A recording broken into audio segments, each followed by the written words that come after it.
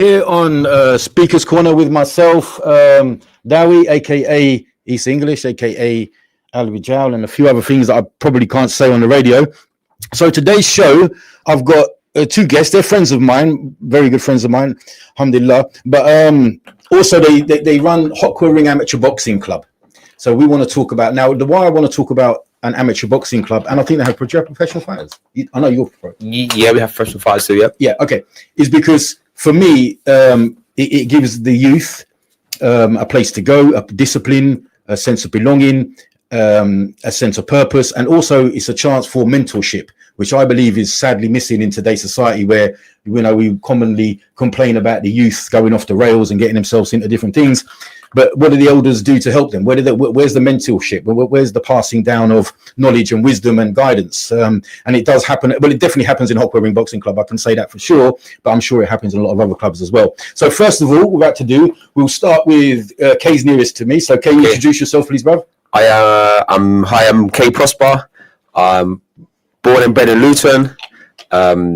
Had an amateur career, had a boxing career, pro boxing career, and I'm still a pro boxer. But I've been a coach as long as I've been a boxer, because that was my first passion, inspiration to just to coach youth. And was you a coach before a boxer? Yes, I was. Yeah. So that was my whole goal, was just to become a coach. Right. And so we did set up Hotquah Ring, and I was thought, I'm going to be a coach, but I was like, in order for me to coach, I'm going to have to at least have one fight and see what it's like. Just have a go at it. Yeah, just have a go, because it's hard to say, it's hard to tell someone how to deal with certain situations. You ain't been there. Yeah. That's what I felt. So I'd had one fight, won the fight, stopped the guy in the second round, or first round. Second round, yeah. I would do. And then after that, I got the bug for it. I just carried on boxing as well as coaching at the same time. Okay. But yeah, now I'm just Luton born and bred. And obviously now still a pro, active pro. Yeah, still active pro. Have you got any fights coming? I have. I've actually got one of my biggest fights. I've got a British title fight coming up. That was potentially going to happen in November. It was supposed to happen in August, but a certain situation, the fight got delayed and moved to November, which is still good for me anyway. I've got more time to train and get ready for it, but that'll be for the British title against either Jack Rafferty or Mark Chamberlain, who are fighting in August 23rd, I think, on a big show. Okay, cool. And Paul, do you want to introduce yourself, my friend? Yeah, my name is Paul Webb, Hotquah Ring ABC. Been in the boxing game, like Kay said, for about 20 years now. I got involved with it because there wasn't a club in our area, so we set up a club so there'd be something for the youth of Hotquah Ring to do. And we've gone on from there, really. Gone on to bigger and better things. So when you say bigger and better things, give us an example of a bigger and better thing. Kay, so we started off, Kay didn't know how to fight. Yeah. And we trained him up, and now obviously he's boxing. I've heard you say he still can't fight. Yeah, well. I said that behind his back. You don't say it now. Of course not, yeah. So he's one of our success stories. And obviously he didn't know how to fight, and we've gone through it together, really, like training, getting to understand the game, the amateurs and the pros. So was Kay like the guinea pig? The guinea pig, yeah. Yeah, he was, yeah. So when we first started training down at Hotquah Ring, we had no boxers. We just had we didn't even have no coaches, to be fair. But we were just learning it, and we learned the game, we learned the ropes. We understood at that point how to train a fighter. And then Kay stepped up and said that he would have a fight, and that's what happened. Okay, so that you say 20 years ago now, yeah? I think last year was our 20th anniversary. Okay, alhamdulillah. So how did it come about then? Who woke up one day and had the light bulb above their head and say, we need a boxing club in Hotquah Ring? Whose idea was that? Was probably me. Well, it was all of us. Was it all at the same time, or someone must have suggested it? To be fair, the Lucy Club wasn't. How can I put it? It wasn't very welcoming to certain individuals. Right, certain demographic. They were just old school, set in their own ways with whatnot. So they weren't welcoming to our people. When you say they're old school, sorry, Paul. When you say they're old school is in their attitudes towards the public or their boxing? Attitude towards the public. Yeah. Is there certain clientele, certain demographic? I think didn't really fit their model. Too much melanin? What? Too much melanin. Oh, yes, let's leave it like that for people. We've got to keep it real. People that can read between the lines. It's the old guard that have old opinions of things, and maybe they're stuck in their own ways. Yeah. So obviously, this is a long time ago. Yeah, a long time ago. It's 20 years. And it's changed. And their trainers were old people, so they're no longer there. No, they're no longer there. It's not a representation of the club today. No. We're talking when was 20 years ago? That would have been. But this was a national thing, so it wasn't at the time. It wasn't just their club. I think the old guard or the old boys that ran clubs historically, it was a white, male, pale, stale environment, if you like, who coached the fighters. Girls aren't allowed to box. Girls weren't allowed to box. And stuff like this. So you have girls at Hawker Ring Club, don't you? Yeah, you have girls all over. Girls are nationally now. They're all over in most clubs. We're embracing of all types, to be fair. Okay. Good or bad. Yeah. So you think that there was this, well, you're telling me that there was this old school, white, sort of London type of a old boy with the sort of flat cap and the old school boxing, and he kept it amongst his own, or? Because there's been if we look at the boxing scene in the UK, for example, just to keep it between this country, we're having a lot of black champions. Black people kind of dominate boxing for a long time, didn't they? Especially the heavyweight division. Yeah. You hardly get. I know Tyson Fury is white, and now Usyk, he's white, but pretty much. In the 70s, 80s, 90s, and early 2000s, and even now, all the up and coming fighters are black. Yeah. You've got the Hispanics and the Mexicans and people like that. Rates, but from this country, you had Nigel Benn, you had Watson, you had Eubanks, you had. There's a whole list of black fighters. So how was it that if you had a list of black champions in this country that they were sort of, or are you just talking grassroots? Grassroots. Grassroots. Yeah. So how did they get to that then? I think, obviously, when someone sees talent and they see what they can make off that individual, I think then the prejudice are put to one side because then they can make the money, and obviously it's all about that, and then it's all about a revenue stream, and I think that it's almost monetized. Is that the case with any boxing club? You see, whether it's a football club or a boxing club, you see someone talented at a young age, and you think, wow, I'm gonna take that one to one side and sort of cultivate him, because potentially that him or her could be a champion at what they're doing, or a successful pro, which is obviously good for the club anyway. Yeah, I would say, like, I'm not saying that if because where we come from, I think we could see we was green. So if we would have come into the club, when we went to this club, and they would have seen us talent, but seen that they was talented, maybe they'd have been like, they'd be more welcoming. But I think they would have looked at us and thought, these are just people off the street, and it's going to be hard work for them. On top of maybe their own opinions about who we were, and they didn't want to work with us. I think that was the case in a lot of things. But I think so. Was that was the catalyst then? That was the thing that helped you guys make the catalyst. There was no clubs in Hawker Ring, right? But there's no clubs in Marsh Farm. Well, we had a club in Marsh Farm. Oh, you did, didn't you? Yeah, we did. Yeah, we had Marsh Farm. In the end, it was too much to run having too many clubs. Our passion was to bring boxing to the community, if you like, and as you know, it's not for profit. You don't get paid for it.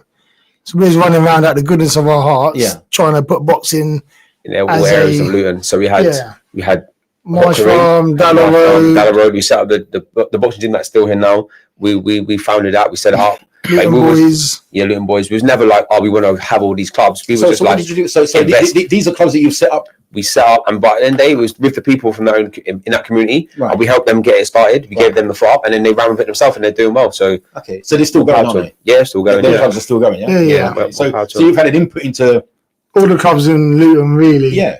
If the truth be told. Yeah. Is there any friendly rivalry between clubs in Luton? Do you get that, or?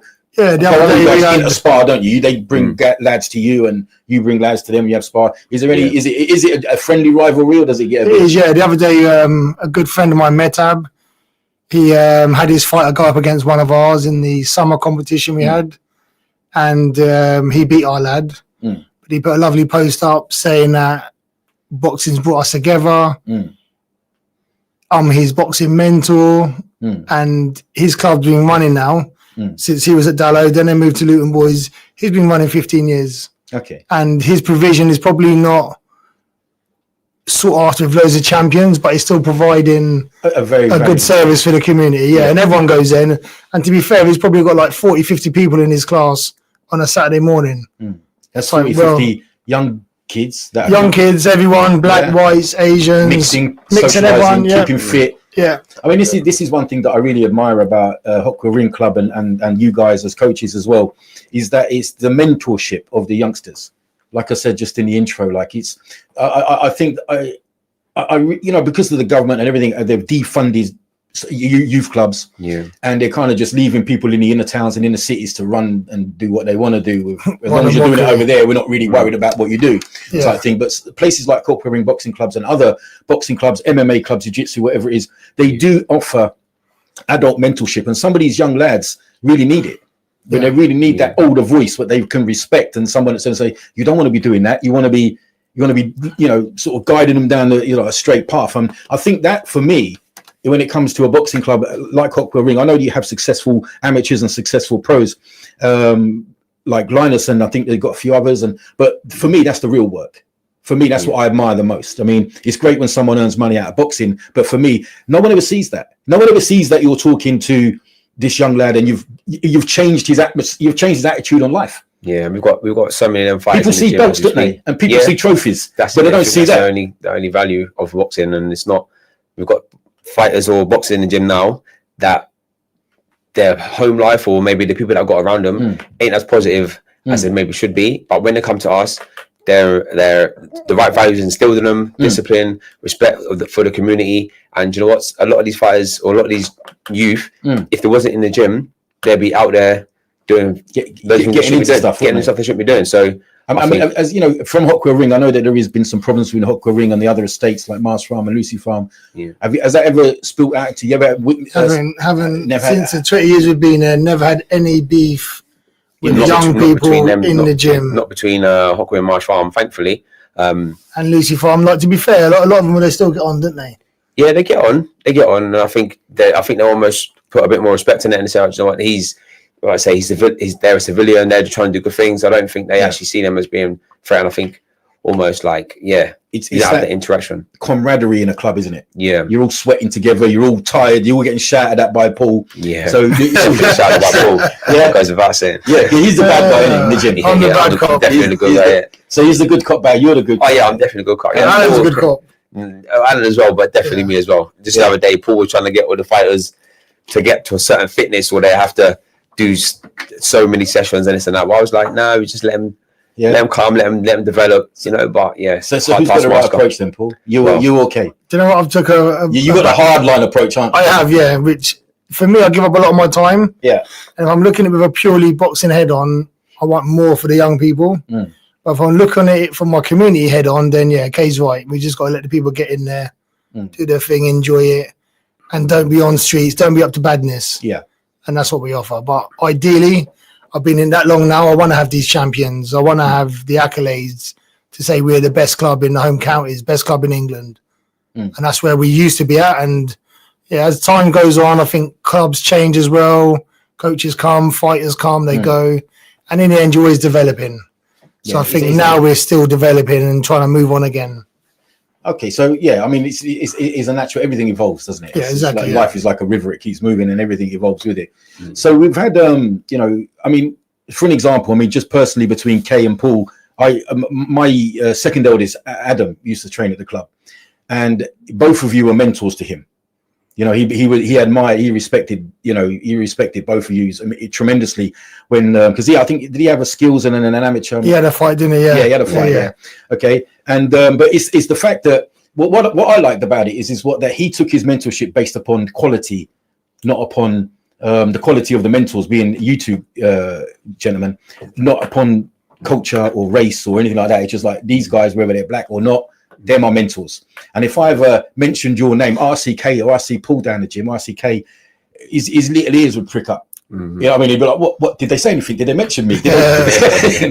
So that's kind of nice that you have an impact on people that they go through their life. You might have changed. Well, in the teenage years are very pliable years, aren't they? So you can go one way or the other. Yeah, totally. And having positive men around, male role models around, can change a young mind for life, for life, can't it? Yeah, and I think we've got. I personally think our biggest success stories is Tom. Yeah, Falconer. Yeah. Okay. What's Tom done? He was our first ever fighter for Hockwell Ring. Yeah, and again we were agreeing. We went to our first show. Like, I'm saying he was the first fighter. Okay. You know what? Nah. He was the first fighter. I was the first winner of the fight.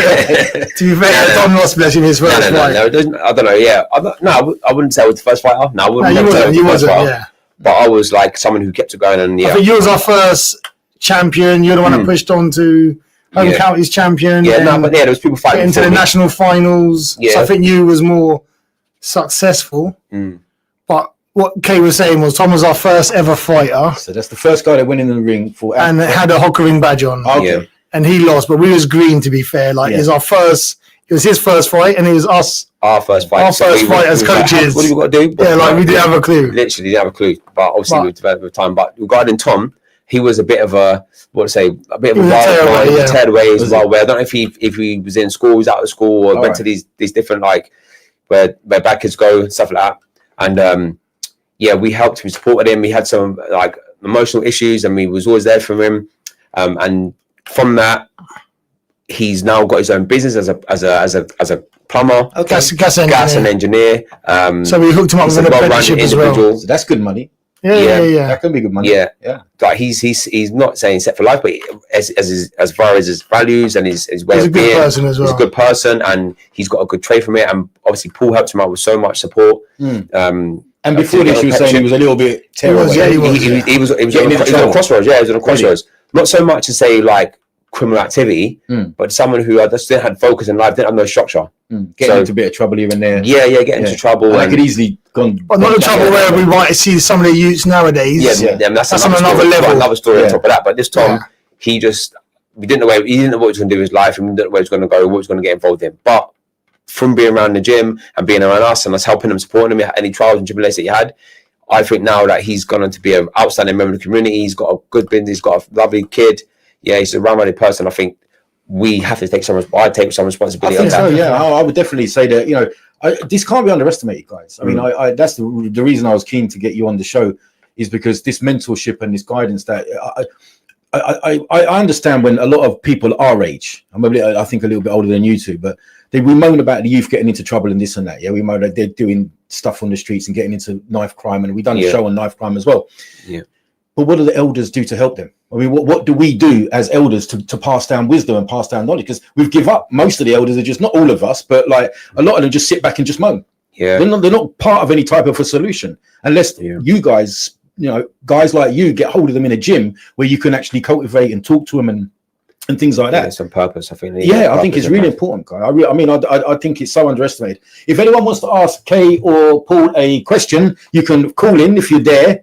Okay, or no one really wants to call me, or you can text in on 0777 9481822, or call in on 01582 481822. So, did Linus work? I mean, Linus come through the club. Did he Linus Adolfo? Yeah, Linus is again one of our six stories. Yeah. He was boxing with us when he decided to turn pro after a successful boxed for us, for amateur career. He boxed for us. What's that called in the industry when they go from amateur to pro? Turning over. Yeah. So when he turned over, he went. Yeah, did he have his first amateur fight with us? Yeah, he had all of his fights. Yeah. So all his amateur fights was his first amateur fight. So when he came to us, I think he'd been doing some stuff elsewhere. I think that he'd been doing MMA. MMA, okay, yeah. He hadn't done no boxing. So he did have some base fundamental. You could see straight away that he was a talent. But Paul, he put so much effort into him, taking him around all over the country for different sparring, for different camps, and Linus turned over. But I think if he would have stayed as an amateur longer, he could have done even more in the amateurs. Obviously, there is a certain time where you think it's time to turn over now, so I can have a good professional career. And today's he's English champion. He's fought for British titles. He's done really well as a pro as well. But I think the sad reality is that when a club such as Hot Coat Ring is a grassroots club, and they can cultivate them from not knowing anything to turning over, as you say, into a professional and having a pretty decent amateur career with probably a very positive professional career in front of them, that's when they tend to jump ship and go to a bigger promoter or a bigger team or a bigger club, and you know what I think, something like that. Is that just something that you have to take on the chin? Yeah, it's one of them ones. I think in life, I think people make their own decisions. So when people do that, it is what it is. But it must be disheartening. I mean, I think so. It would be for me. I think so. Yeah. I would be disheartened. You feel like it's almost like your baby. You've developed it. You've invested so much into them, haven't you? And then, like Rowan said, if you want loyalty, go and buy yourself a dog. Right. So it is what it is. It's the nature of the beast, so to speak. If people want loyalty out of fighters, everyone's got, like you say, a boxer's career short as well. How long is it? Except for Kay, because Kay's been going on forever. Exactly. Mr. Evergreen. Must be so a fighter's career maybe 10, 15 good years. Wow, that long? Well, if 10 years if you're good, turnover at 24. Boxers who are 34 might be past it.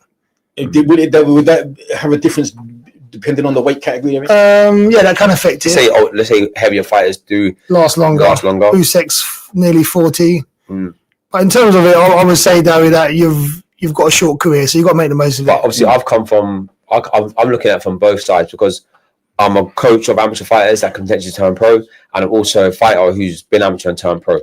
So I know I can look at it from both sides of the fence. Amateur boxing and professional boxing is almost two different sports. So you almost want to go as high a position you can as quick as possible. So obviously, if you really want to help the amateur career, your amateur coaches, you turn over with them like we was doing when we first started an amateur career. You learn the ropes, you develop as a pro coach like we did as amateurs. But really and truly, you haven't got, as an amateur, you haven't got time really. You don't really feel you've got time to ride the wave, because we made mistakes. As me as an amateur, when we come up as an amateur, we made a lot of mistakes. But as an amateur, that's where it's a place to learn. That's where you can make mistakes. It doesn't matter if you lose. Would you in the pro, if you lose, it can be detrimental. Yeah. It's the apprenticeship. Yeah. So in the pros, I think people want quick wins. They want They want success instantly, there and then. They don't want to learn. You can't make no mistakes. So I think obviously, unless the amateur people that you roll with in the amateur have got a really good pros footing, then turning over them would potentially be a pitfall.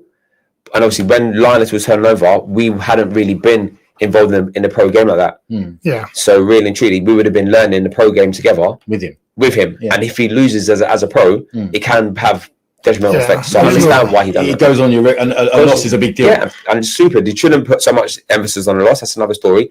Just because you lose doesn't mean you're bad. Should it? No. Back in the day, you could lose, come back, fight someone else, and this and that, and you still respect. But now, if you lose, you're not good. So I think there's no patience now. Yeah, all the great fighters, well, most of the great fighters lost. Yeah, I mean, Muhammad Ali lost. I mean, Mike Tyson lost. Plenty of times. Loads of them lose, don't it? Do you think this is another thing I want to ask you guys? Because we got a message here on, I think this is on YouTube. Is it haram to indulge in fixtures which involve gambling? Anything can involve gambling. Generally is haram as far as I'm aware, and anyone can gamble on anything. So boxers don't necessarily gamble. If you want to gamble on them, that's nothing to do with the boxer themselves. I shouldn't really be giving out fatwas on some radio. That's above my station. No, it's not above anyone's station. Anything can include gambling. Football can include gambling. Yeah. Bike riding can. It does. Someone who wants to bet on something. But people do gamble on football. It's one of the biggest industries. But yeah. It isn't. If you want to, I've never gambled because I'm not. Even before I was Muslim, I never gambled. So I bet on one horse once, it lost, and I thought I'm not doing that again. Yeah, waste your money. Yeah. So this is the question. Before we digress, it seemed to me like Mike Tyson had 13 fights in a year. Back in the old days, they would box and box, but nowadays you're getting one or two fights a year. What's going on? Why are you fighting? Are you lazier now? Is it you boxing is lazier? What's happened to make you go from fighting almost monthly? Yeah, I think with that, therein lies the success story. The fact that Tyson was boxing so regular, knocking people out, is something to talk about, right? So he was always active, always on it. He was the up and coming fighter. So yeah, I think the fact that he was being so active, it helped him. So I think nowadays, unless you've got that big backing that he would have had behind you, you probably can't afford, there's another story, but you probably can't afford to actually fight. Yeah, because touch on that, like Paul says. Why can't you afford to fight? The audience why you can't afford to fight? Don't you get paid to fight as a pro? You don't really know. No. You don't get paid to fight unless you sell. Get paid to fight, but that's it. Like Paul says, you don't sell tickets. So I want to fight on March the 13th. I've got to sell 100 tickets. If I'm a small fighter, I've got to sell 100 tickets in order for me to pay for my opponent, pay for the house money, so the people that I'm fighting for, and then after that, I make my money. So 100 tickets. 100 tickets might not sound like a lot. It's a lot of people. But it's a lot of people. Because it's £50. Especially when they've got to travel out of town. Yeah, they've got to travel to York Hall. They've got to do this and that when they're down there. Pass the tickets money. So to do that on a regular basis to your little fan base that you haven't really been building, it's hard for people to sell 100 tickets every month. Like, so I'd sell 100 tickets in general for most people. So that's why a lot of people ain't doing that. But then at the high level, I think it comes down to the case that fighters are tied into contracts. There's other fighters they've got to fight 10 seconds and different belts. So yeah, there's a lot of pressures. So we're going to come back on this after the break, guys. So join us back here on Speaker's Corner in 2, 1 time. This program will continue after the break. Continue listening to Inspire FM. Inspire FM. Inspire 105.1 FM.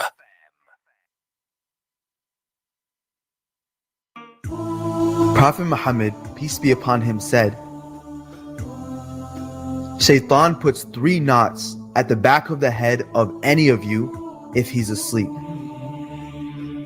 On every knot, he reads and exhales the following words: the night is long, so stay asleep. When one wakes up and remembers Allah, the first knot is undone.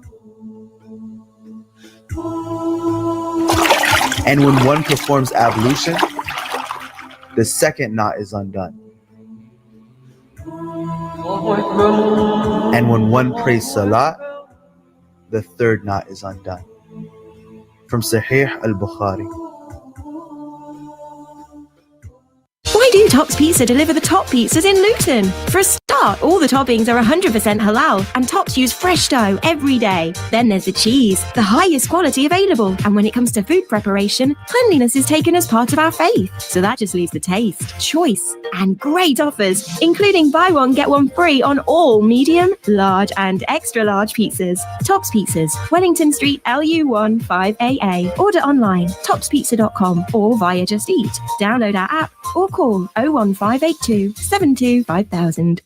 Lee Grade Heating Supplies. With over 20 years of experience, we're the largest independent plumbers merchant in the area, specialising in all types of plumbing and heating, as well as combination boilers and megaflow cylinders. Whether you need a new bathroom or a complete new heating system, LHS is the place. Come along to our brand new bathroom showroom at Unit 1, 3 Chorlend Lane, Luton, to see the latest range of quality bathrooms. Or log on to leegrave.net. We're an Interpart-approved stockist for all genuine spares. Our new store in Bedford is now also fully opened. Lee Grave Heating Supplies. Call Luton 84 86 88.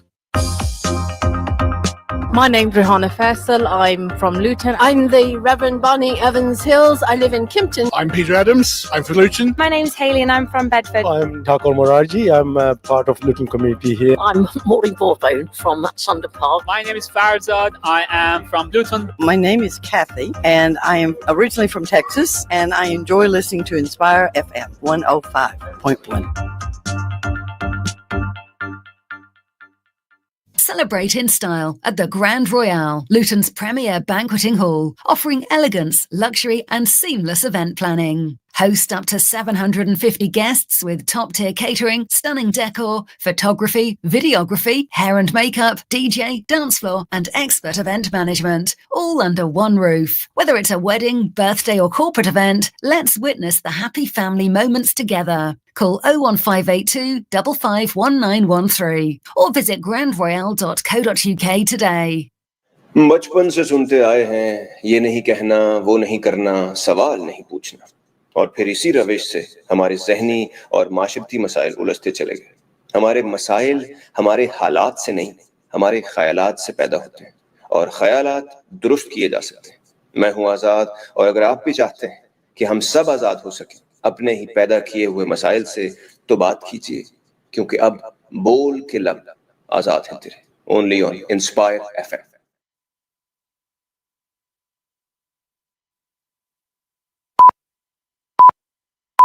From the studios of Inspire FM, the time is now 6:30.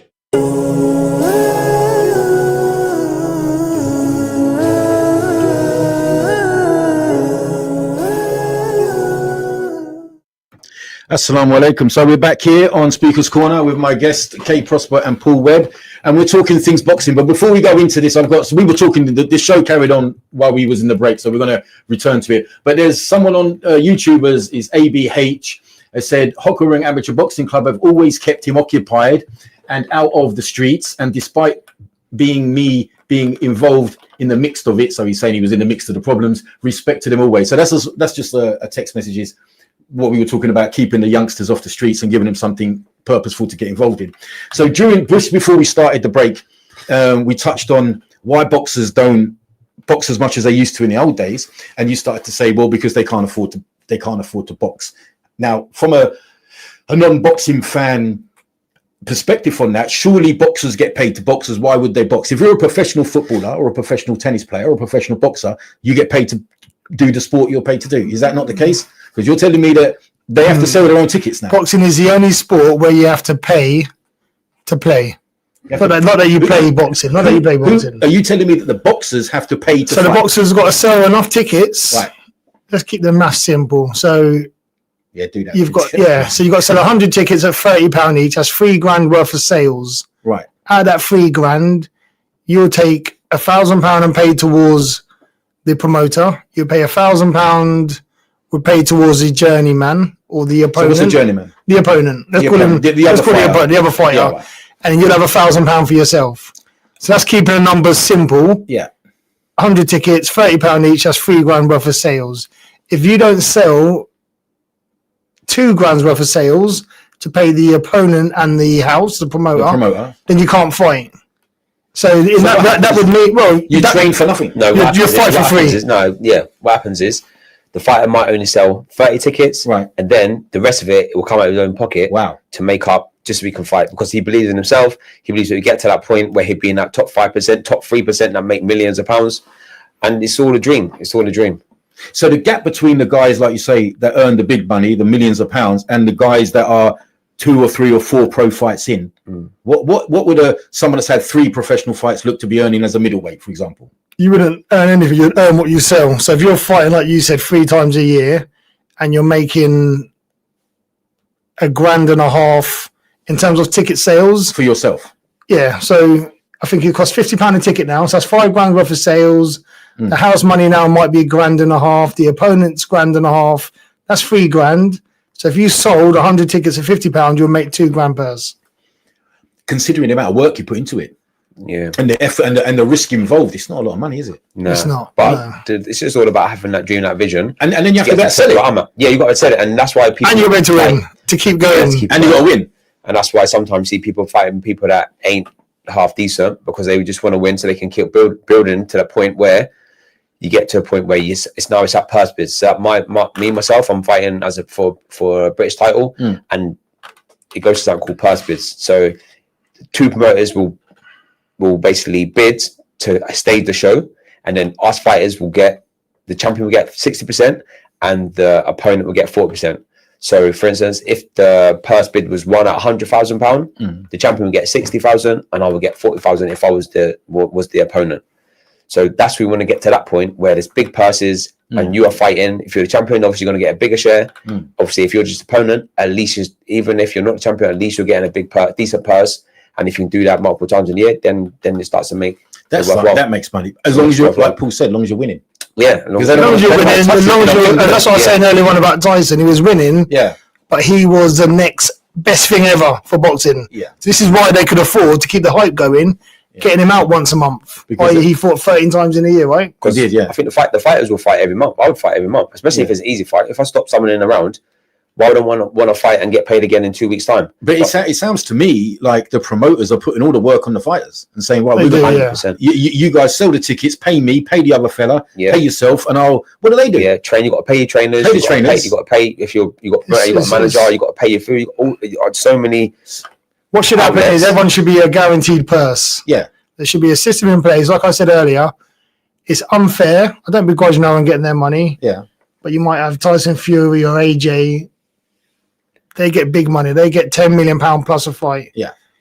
It's a shame that none of that money, I don't know how the system or what mechanisms you'll have in place, but it's a shame that none of that money is down at the grassroots where they could get a piece of the pie. So who would you want to, who would you think should be responsible for trickling that money down? I think the British Boxing Board have got a big part to play in it. Right.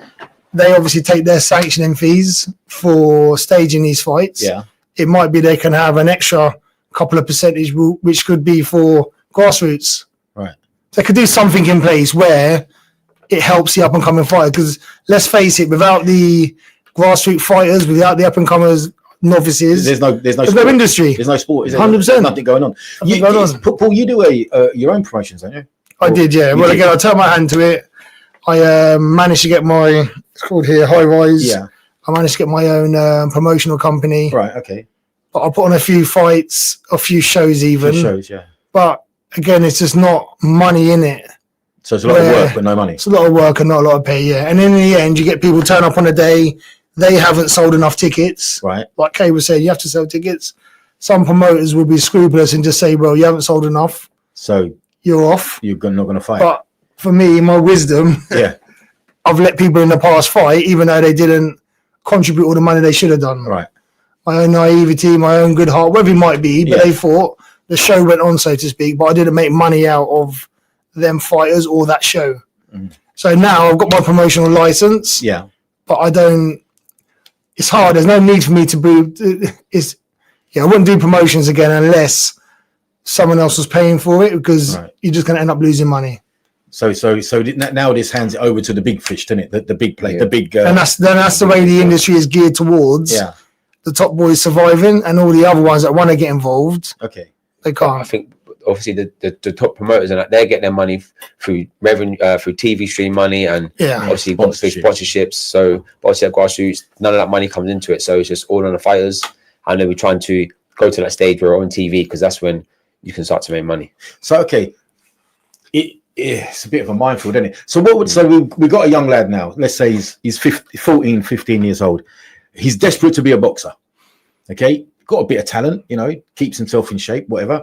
What would be the steps that you would advise him to take from walking in the gym and then moving forward from there? What would you say? How would you guide that young lad or young girl? It's a brave new world. They box as well, don't they?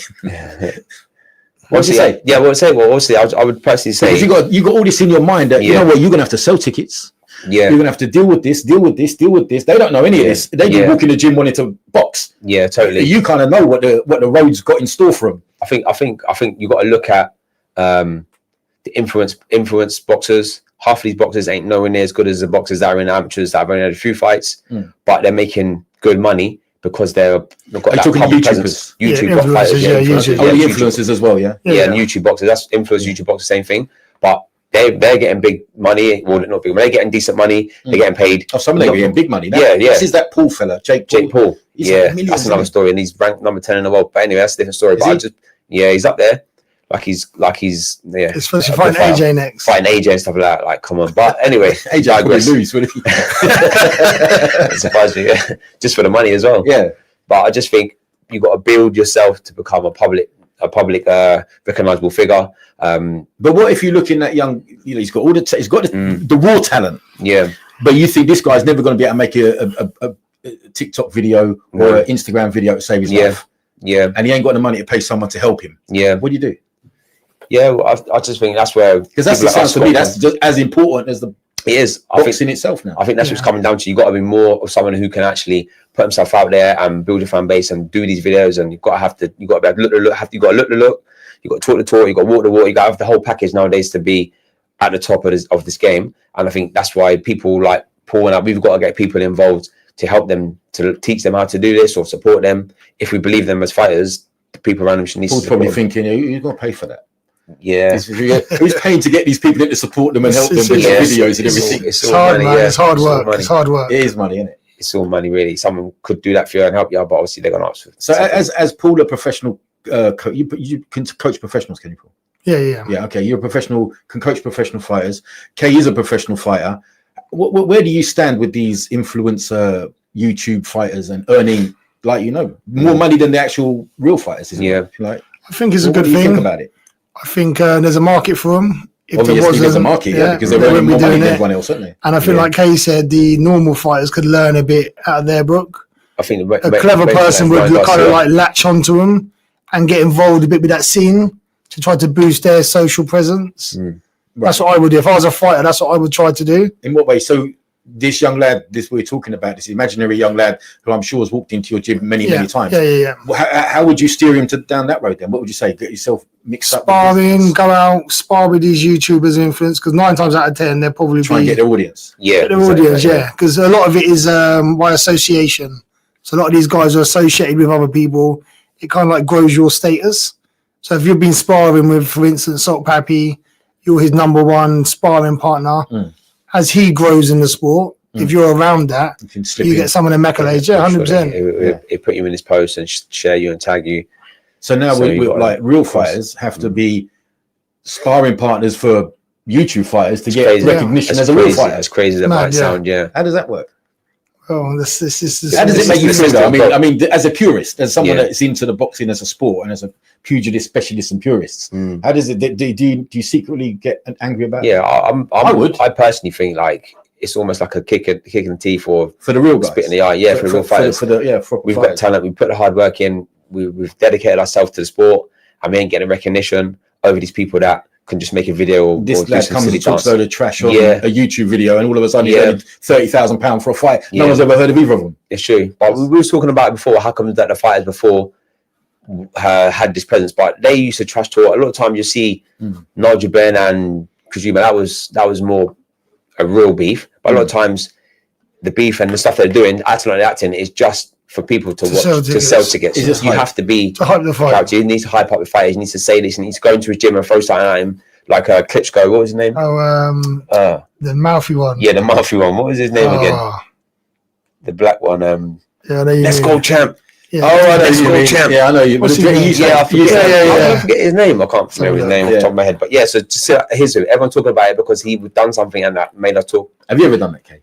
A No, bit I've of trash talking in the preliminaries, in the press, I with the standoffs and all that. A little bit, like not to any degree where it's been like any kind of shock. Because you got Paul thing. behind you, sort of like your Don King figure. Yeah, winding everyone up. But I think, you know, it's me. I think I'll be maybe a bigger presence, or maybe make more money if I did Shannon that. Briggs. Shannon Briggs. That's Shannon what- Briggs. But it just goes Oh, against me as a person. Adil just text. Hello, Adil. How you doing, sir? It goes against my Adil's my listening. person. Yeah.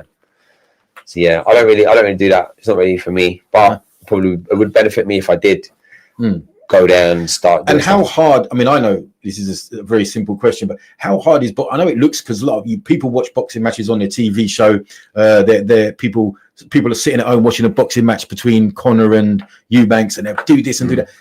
How much harder is it in there when someone's punched you in the face? I mean, it's a different. It's not the same. I mean, it's easy to be an armchair critic like me. You know, sitting there with my. Why is he not throwing punches? Why is he just Why is he tired? Yeah, He's gassing. Why is he dropping his hands? Yeah. Well, what I say is, Arch Paul, because I always beat him up in sparring. It's got to be the hardest job. The thing is, like, yeah, getting beaten up for a job. It's It's hard mad. It is actually mad. Like, who wants to get paid to get beaten up? and just kill our brain And, cells. well, yeah, and you've got to be the fittest, the strongest, like, and you're not getting paid much at the end of it. Like, it's just the whole lot is just mad. It's mad. They're all wired, didn't they? The boxers are a bit, You think they're so? a bit touched. Yeah, 100%. They got to be, ain't they? It's not a normal thing to do to want to go and train. Nah. You don't fight someone standing across the ring from you. And you haven't got no issue with this guy. Like, he's never done. He's probably a nice guy outside the ring. Probably like each other outside the ring, wouldn't you? Yeah, probably mates going for a burger or something. But I just think, as far as how hard it is, I would reserve it to, you can sprint for 10 seconds, and that's the maximum that your body can, well, roughly around 10 seconds. It's like trying to do a 3-minute sprint, and your body's just screaming, and you can't get enough oxygen in your body. And then on top of that, when you want to rest, someone then punch you in the belly, and you can't breathe. You know, like getting hit, you makes you can't breathe. And you want to breathe, but you can't breathe. So I think it's just a tough sport. It's a tough game. It's a gladiator sport, and that's why I love it. I love it because You like fighting. Yeah, I like fighting, and I always have liked fighting. So I'm just thinking, for me, if I wasn't boxing, I don't know. You might be one of them. Yeah, might have been. I might have been. All right. So Paul, what's happening now with the money in Saudi Arabia and the boxing matches? Are they taking over the scene now? Is the Arab money, the Saudi Arabia money, taking over boxing? It has, because they can pick and choose who fights who. Yeah, and the Sheikh was quite clever. He come in and he was working with everyone, making certain fights. Now what's good, he's dictating the certain fights that he wants now. Yeah. And he was saying the other day, don't know Tom and Jerry, Jerry and Jerry. Like, he just wants to see the fights that people want to see. Yeah, which is And good. I was missing for so long. People was back, and I had so many. How many champions I did? Like 5-6 champions. So I'm champion making money. I don't have to go and fight this person. So we don't get to see the two best best fight fight, and the best fight, yeah. the best. And you know what? Now money talks. Yeah. And now the best are fighting the best because the money's on the line, on the table. But this is what's bad with the sport, and this is why I think Frank Warren and Eddie Hearn, they're doing it now, but they're only doing it now purely because they're getting paid. Whereas they could be making these fights and give the public what they want.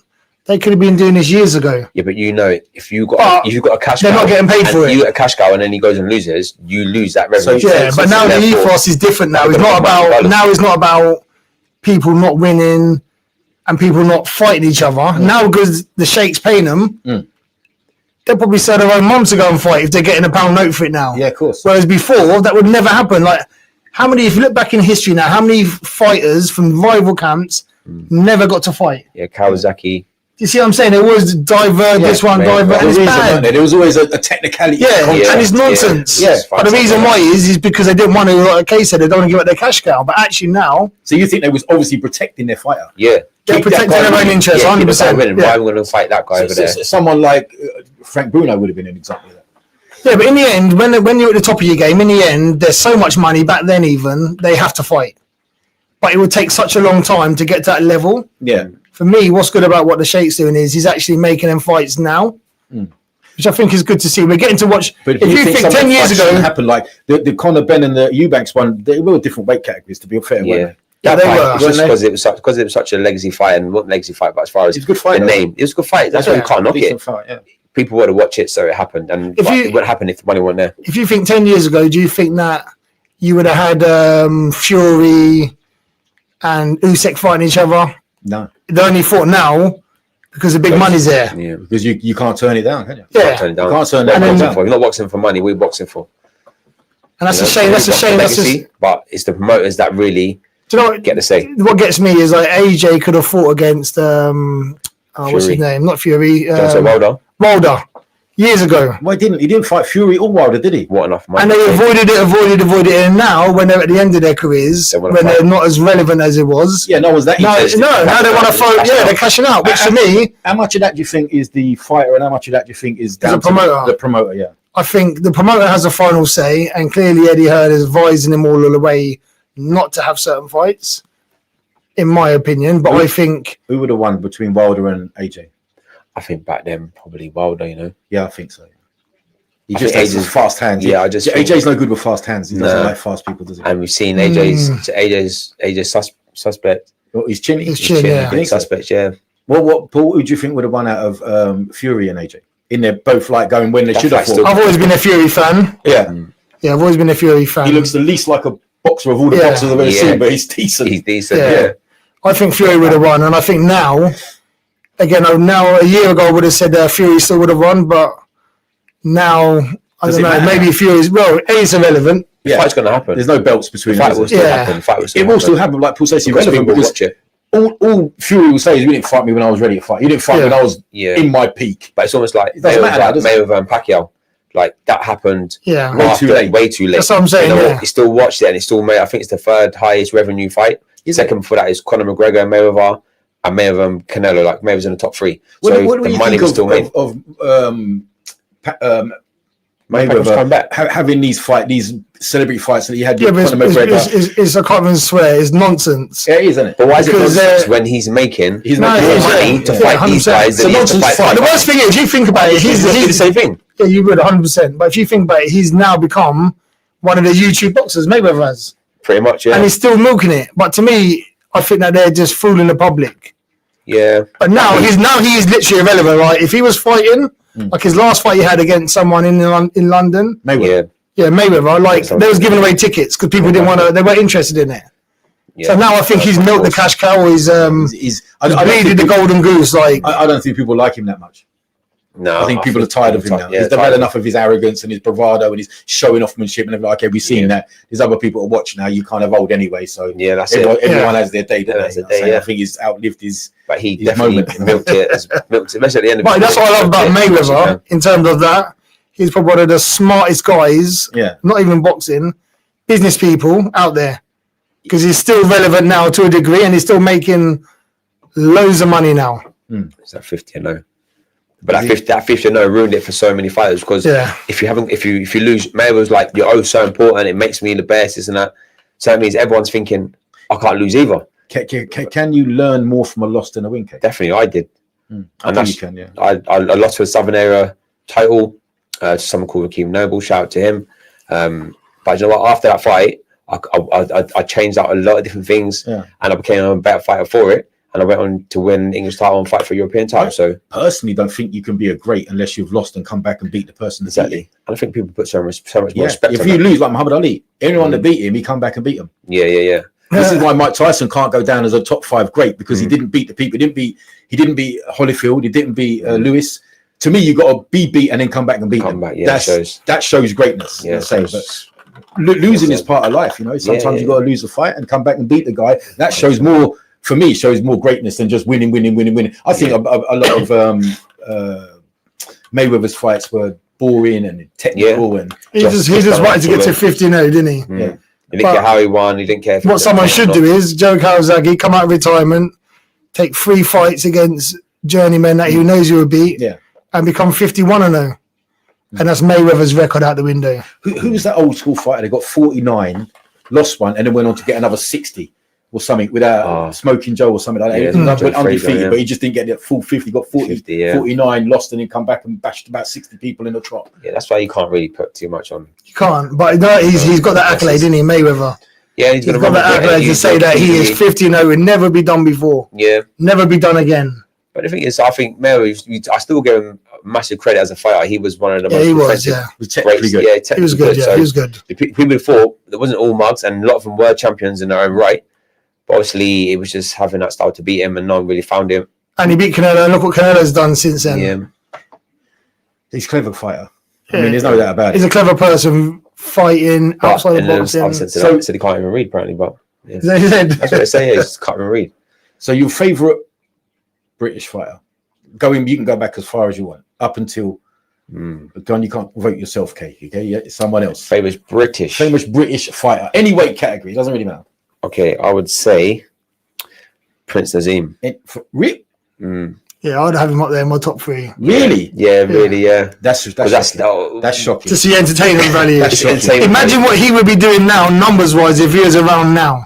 Yeah, he was a showman. He would be. Mate. Yeah, he was a dancer, but good showman. Entertainment. Really, you put him up there above Kawasaki, above Ben, above Eubanks, above Watson, above all of them. I just think, you know, them. I didn't really see their law in their fighting. Like, there was Kawasaki, his stylistic, he was great, and he won so many fights. But stylistically, he was very slappy, and he was slappy. Yeah, I didn't really like to watch him. Like, I swear, I used to watch Prince Nazim, and I used to be like, how is he doing these moves? Like, get so low and come up. Like, it was just. I think that's what boxing's about. It's about. Yeah, so I wouldn't expect you to say Prince Nazim. Yeah, no. You got me there. You got me. Paul, who is your favourite British fighter of all time? No matter what weight category. You can't say Nazim. No, you can't say Nazim. Yeah, so it would have to be between Lennox Lewis and Kawasaki for me. Lennox Lewis was a boring division. Yeah, I'm going to say Lennox Lewis. You would say Lennox. Any weight category. Yeah. He's the best fighter to come out of this country. Technically, for a heavyweight fighter, he had everything. He had the jab. He's actually Canadian, so you can't really put him in the mix, really. No, he's from London, and he went to Canada and he come back, didn't he? He's traitor. He did, yeah. He's traitor. You think so? No, he's a very. Nah, joking. I thought his boxing was amazing. As a heavyweight boxer, the jab and the ring smarts and the IQ. I just wish Tyson would have beat him up and just smoked him. Think so? Yeah, like obviously he didn't, and Lance was the better fighter on the day. I always knew that. Beat him. Yeah, I'm say too big for him. He was just too smart. He reminds me of Klitschko. Just a jab, grab, kind of. I don't really see the law. I know he was great. I know he had a great fighting style, but just boring. Who? Lewis, yeah. I rate Lewis. Kawasaki as well. So you've got Prince Nazim, and now you don't like Lennox Lewis. I don't not like him, but I just don't. You don't rate his style. I don't rate his style. That's amazing. I definitely put him up there. Number one. He had a wicked jab. Yeah. Lennox Lewis and Kawasaki for me. Yeah, Kawasaki because of his just work rate as well. When he just didn't stop, did he? And the thing, if you think about fighters fighting the fighters in their prime, he fought everyone. And that left hook Lacey when he beat him up. Yeah, but that's one of his best performances. No, he was a fight up to that. We got 1 minute in the show. He ruined him. He ruined the whole show. We got 1 minute to show for the show. Now, as Hocker Ring Boxing Club, we could go on about this all night. Is there any way that the community or anyone can jump in and help you and give you some support, some sponsorship, some donations, anything like that? Anything that you'd like to say now to promote Hocker Ring? Because I think it's really important that we have this for the community. Yeah, so they can reach out to us on Instagram, Facebook, and what's it called? HMRC. HRABC.co.uk. Right.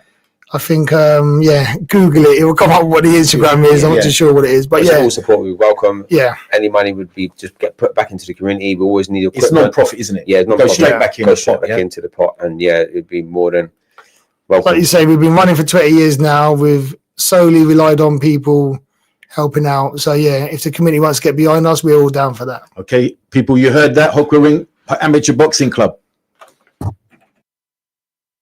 Assalamu alaikum.